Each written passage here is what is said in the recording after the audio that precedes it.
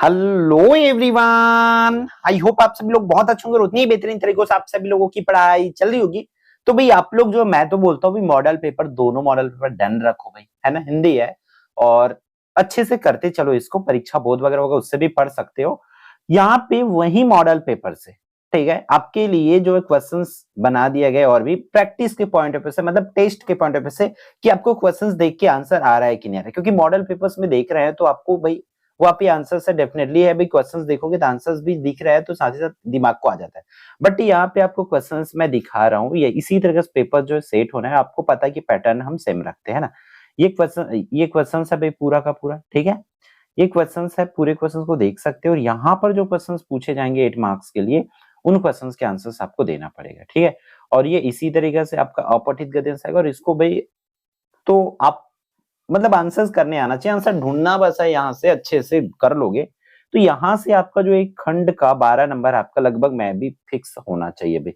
ये दो क्वेश्चन आएंगे, एक पैसेज ये है जिसका आपको 8 नंबर मिलेगा और अगला यहाँ पर एक काव्यांश दिया हुआ है। देखो एक काव्यांश दिया हुआ है, भीड़ जा रही थी मैंने चुप सुनी पद चापे वाला। यहाँ पर से भी इसके से भी आपको क्या है भाई 4 नंबर। ये 4 क्वेश्चन से चारों को करने से आपको 4 मार्क्स मिल जाएंगे। तो इस तरीके से टोटल 12 नंबर की क्वेश्चन जो है खंड क पे आपका आएगा, जो कि कुछ भी हो सकता है। वो मे बी ये भी क्वेश्चन आपको मिल सकता है, ठीक है। खंड ख की बात करें तो नाटक में संकलन त्रय का क्या महत्व है? आंसर्स याद है? नहीं भाई तो तुरंत पढ़ लीजिए, है ना।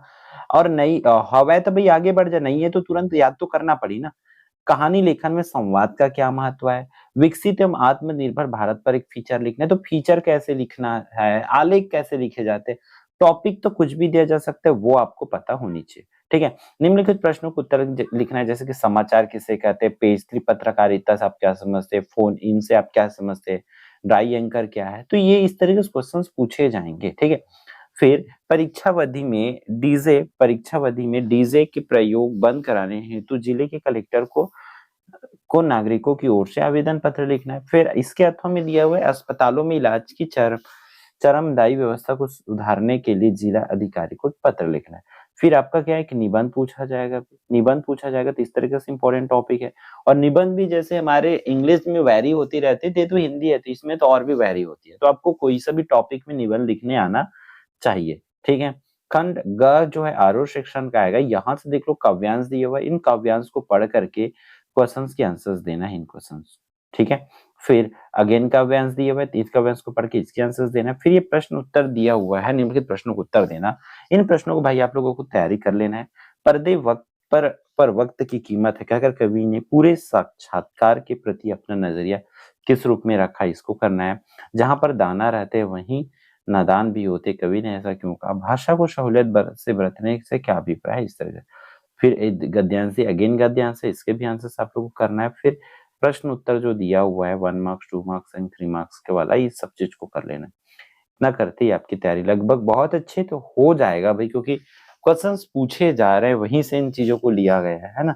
इन चीजों को आप अच्छे से कर लेना, ठीक है। ये हो जाएगी आपकी कंप्लीट। फिर मोस्ट इंपॉर्टेंट क्वेश्चन है, इसको जरूर डन कर लेंगे, ठीक है। तो इस वीडियो में इतना ही, फिर मिलते हैं आने वाली इंपॉर्टेंट वीडियो में। जय जवाहर जय छत्तीसगढ़, ऑल द बेस्ट। भी आखिरी एग्जाम में मचा के भी आना है आप लोगों को।